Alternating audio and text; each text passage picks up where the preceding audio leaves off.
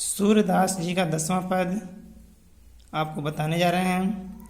निर्गुण कौन देश कौ बासे, मधुकर कई समझाई सौह दे, बूझत साँच न हासे। को है जनक कौन है जननी, कौन नारी को दासी। कैसे बरन भेष है कैसो किहि रसमय अभिलाषी। पावै गौ पुनि कियो आपनो, जोरे करोगो घासी। सुनत मौन है रह बावरो, सुरो सबै मति नासी। इस पद का शब्दार्थ जान लेंगे। निर्गुण निराकार, देश देश, वासी निवासी, मधुकर भावरा, समुझाई समझाओ, सौह सौगंध, दय देना, साँच सत्य, हंसी हंसी करना। को है कौन है, जनक पिता, जननी माता, नारी स्त्री, दासी दास। कैसे बरन, यहाँ पर बरन यानी रंग वर्ण, भेष वेश, किह किसके, अभिलाषी इच्छुक, पावोगो पाओगे, पुनि फल, घासी छल कपट, सुनत सुनकर, मौन चुप वह हो गए, रहियो रह गए, बावरो पागल होना, सब सारा, मत विवेक नासी समाप्त हो गया। संदर्भ संदर्भ प्रस्तुत पद्यांश हमारी पाठ्य पुस्तक हिंदी के पदखंड में संकलित पद शीर्षक नामक पाठ से अवतरित है। इसके रचयिता सूरदास जी हैं। प्रसंग में प्रस्तुत पद्यांश में सूरदास ने गोपियों के माध्यम से निर्गुण ब्रह्म की उपासना का खंडन तथा सगुण कृष्ण की भक्ति का वर्णन किया है। व्याख्या में यहाँ पर इस पद में गोपियाँ भ्रमर की अनियुक्ति के माध्यम से उद्धव को संबोधित करते हुए कहती हैं कि हे उद्धव, निर्गुण कौन देश को बासी। हे उद्धव, ये निर्गुण ब्रह्म किस देश के निवासी हैं।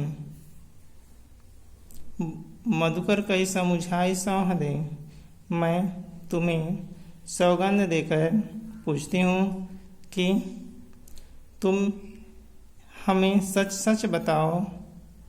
बूझत साँच न हासी, हम कोई हंसी मजाक नहीं कर रहे हैं।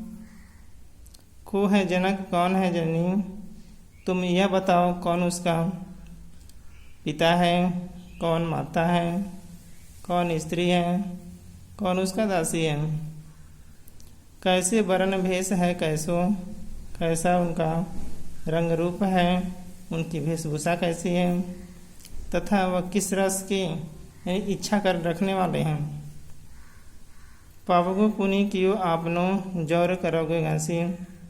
गोपियाँ उद्धव को चेतावनी देते हुए कहती हैं कि हमें सभी बातों का ठीक ठीक उत्तर देना।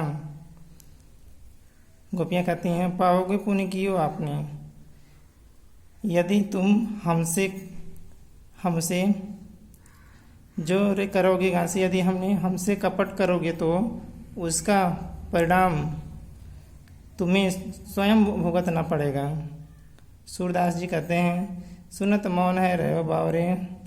गोपियों के इस प्रकार व्यंग्यात्मक तर्कपूर्ण प्रश्नों को सुनकर उद्धव स्तब्ध यानी मौन हो गए। वह उनके प्रश्नों का उत्तर न दे सके। सूर्य सभ्य मतिनासी, ऐसा प्रतीत हो रहा था मानो उनका सारा ज्ञान समाप्त हो गया हो। गोपियों ने अपने वाक चातुर्य से ज्ञानी उद्धव को परास्त कर दिया, अर्थात उद्धव का सारा ज्ञान अनपढ़ गोपियों के सामने नष्ट हो गया। काव्य का सौंदर्य, भाषा ब्रज, शैली मुक्तक, गुण माधुर्य, रस, वियोग श्रृंगार एवं हास्य, छंद गेयपद, शब्द शक्ति, व्यंजना, अलंकारों में अनुप्रास अलंकार, अनयोक्ति अलंकार।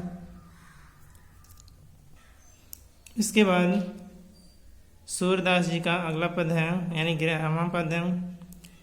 संदेशों देवकी सौ कहियो, हों तो धाय तिहारे सुत की, मया करत ही रहियो। यद्यपि टेव तुम जानत उनकी, तव मोय कई आवै। प्रात होत मेरे लाल लड़ाते, माखन रोटी भावै। तेल उबटनो और तातो जल, ताहि देख भज जाते। जोय जोय मांगत सोई सोई देत, क्रम क्रम करके नहाते। सूर पथिक सुन मोहि रैनी दिन, बड़यो रहत उर सोच। मेरो अलग लड़े तो मोहन, हैं करत संकोच। यहाँ पर संदर्भ पूर्व की भांति रहेगा। यहाँ पर शब्दार्थ जान लेंगे। संदेशो संदेश, कहियो कहना, धाय धाय यानी माँ के समान, पालने वाली स्त्री।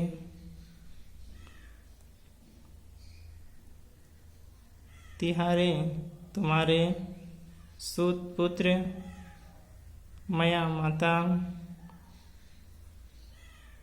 यद्यपि यद्यपि, टेव आदत, जानत जानती, तव फिर भी, मोह मेरी बात, लड़ाते लाडले, भावै अच्छी लगना,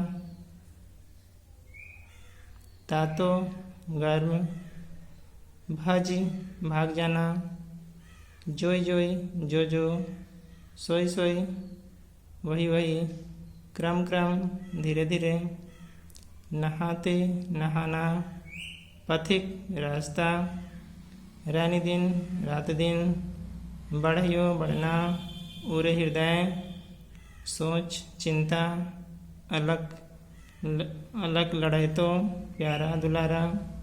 मोहन श्री कृष्ण। संदर्भ पूर्व की भांति रहेगा। प्रसंग में प्रस्तुत पद्यांश में सूरदास जी ने श्री कृष्ण की माता देवकी के पास मथुरा चले जाने के बाद माता यशोदा के स्नेह तथा उनकी पीड़ा का वर्णन किया है।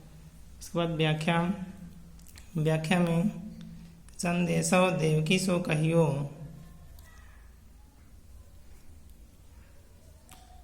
यशोदा जी देवकी को एक पथिक के हाथ संदेश भिजवाते हुए कहती हैं कि हाँ तो धाय तिहारे सुत की, मैं तो तुम्हारे पुत्र की धाय माँ यानी माँ समान पालन पोषण करने वाली सेविका हूँ। माया करत ही रही हो, पर वह मुझे माया कहता रहा है। इसलिए यद्यपि टेव तुम जानत उनकी, इसलिए मेरा उनके प्रति जो वात्सल्य भाव है स्वाभाविक है। यद्यपि टेव तुम जानत उनकी, यद्यपि आप तो उनकी सारी आदतें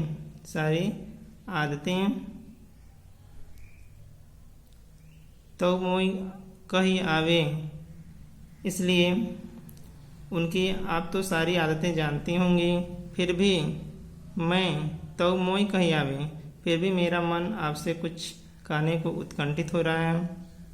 प्रातः होत मेरे लाल लड़ाते, मेरे लाडले श्री कृष्ण को सुबह होते ही माखन रोटी भावे, यानी माखन और रोटी की आदत है। तेल उबटनों और तातो जल, उबटन तेल और तातो जल यानी गर्म जल गर्म पानी, ताई देख बज जाते। देखते ही मेरे लाडले श्री कृष्ण भाग जाते हैं। जो जो मांगा सोई सोई देती, जो उन्हें धीरे धीरे स्नान कराने की आदत है, इसलिए स्नान के समय वह जो जो मांगा करते थे क्रम क्रम करके नहाते, मैं उन्हें दिया करती थी और धीरे धीरे स्नान करने की आदत है तो धीरे धीरे करते थे।